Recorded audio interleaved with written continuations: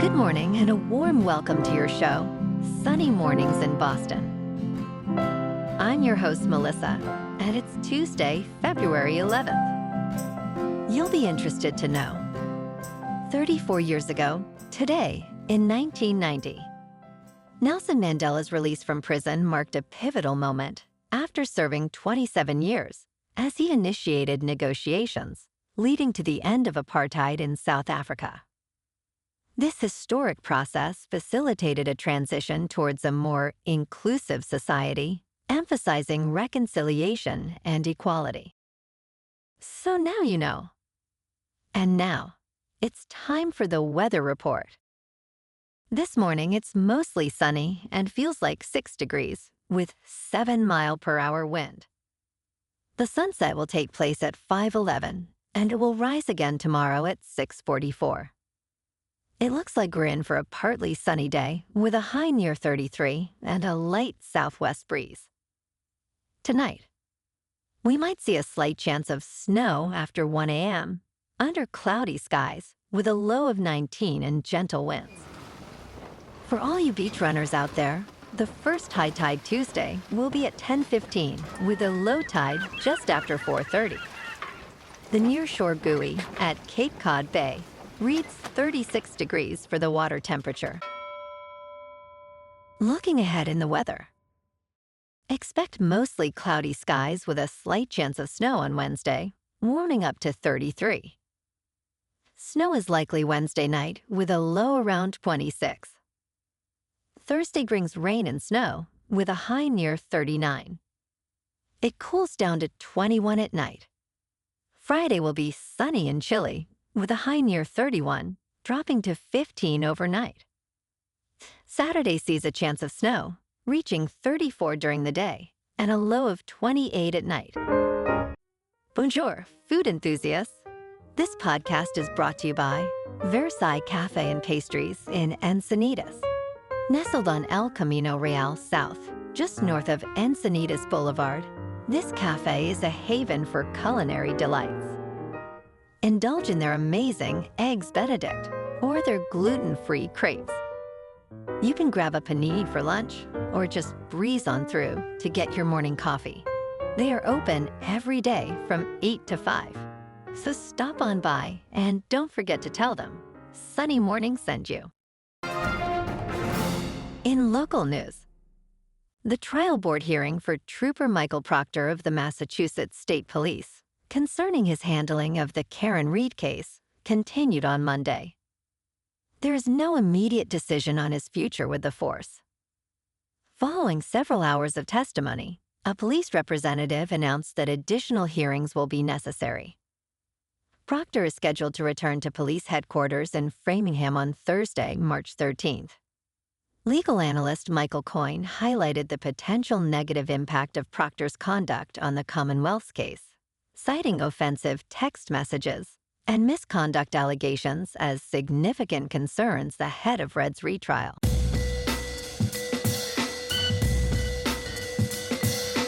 Now on to sports. The NHL is on a break, and the highly anticipated Four Nations Face-Off is just around the corner. So let's break down the strengths and weaknesses of the American and Canadian teams.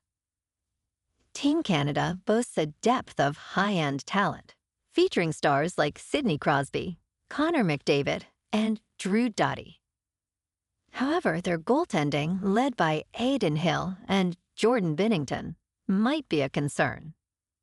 Meanwhile, Team USA has an impressive roster with elite skill and depth in all positions, especially in goal with Connor Hellebuyck. The main drawback for the Americans is their lack of championship experience on the international stage. Game 1 is Wednesday at 8 Eastern with Canada at Sweden on TNT. Thursday at 8 Eastern, USA is at Finland on ESPN. In local sports. Last night, the Celtics dominated the Miami Heat at the Kaseya Center, winning 103-85. Jayson Tatum was spectacular, dropping 33 points. Kristaps Porzingis chipped in with 17. The Sea shot an impressive 45.9% from the field, overpowering Miami. Boston stands strong with a 38-16 record, while the Heat fall to 26-26. Tomorrow night, the Celtics host the San Antonio Spurs, sitting at 23-28 at TD Garden.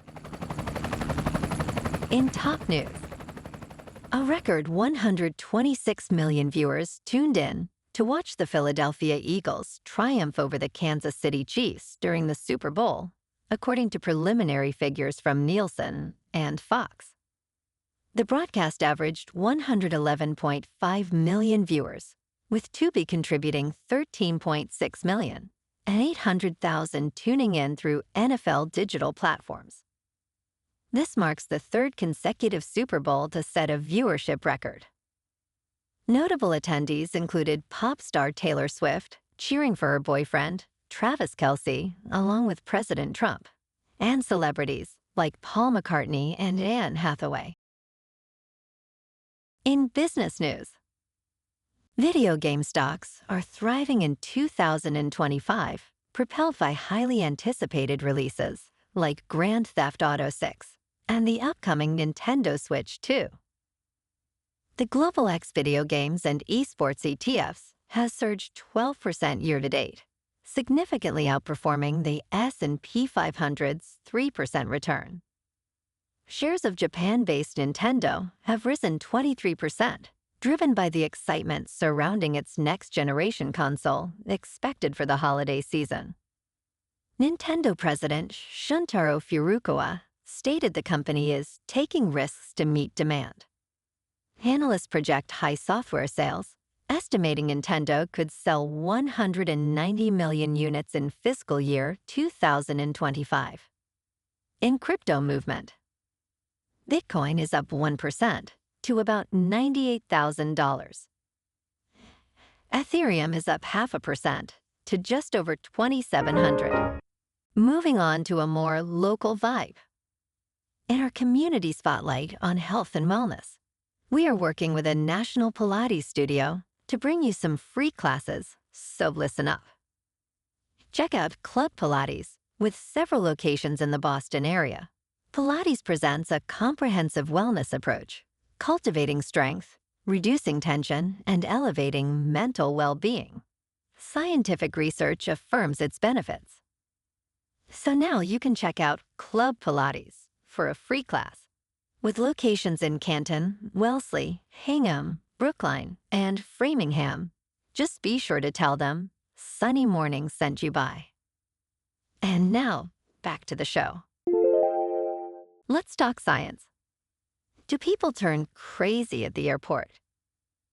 Airports can be charged environments where time and boundaries blur, leading to unusual behaviors. From sleeping on the floor to drunken arguments, the stress and excitement can result in both antisocial and pro-social actions. With increasing incidents of air rage, some airlines, like RyanAir, are advocating for limits on alcohol sales.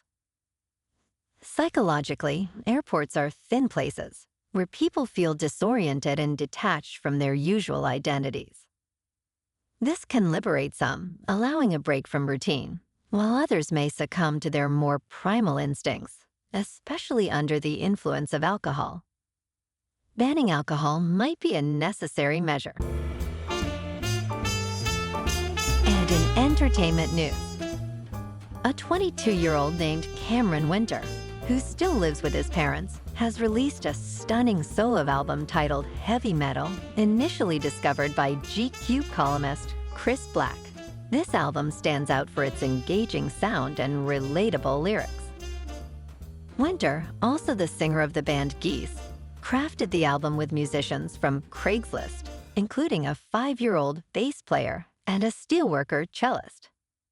Released by Partisan Records at the end of 2024, Heavy Metal draws inspiration from artists like Bob Dylan and Leonard Cohen, while delivering a contemporary feel. It's available on all major streaming platforms, as well as on compact disc and vinyl. Well, alrighty folks, it's time for the quote of the day. And today, Our quote comes from the American tennis player and activist, Arthur Ashe. And he said, "Start where you are. Use what you have. Do what you can." And that's a wrap for this morning. You can check out our Instagram, YouTube, and TikTok for some captivating aerial videos with local news and the weather reports. Have an amazing day, my good friends. We'll see you tomorrow with another episode of Sunny Mornings in Boston.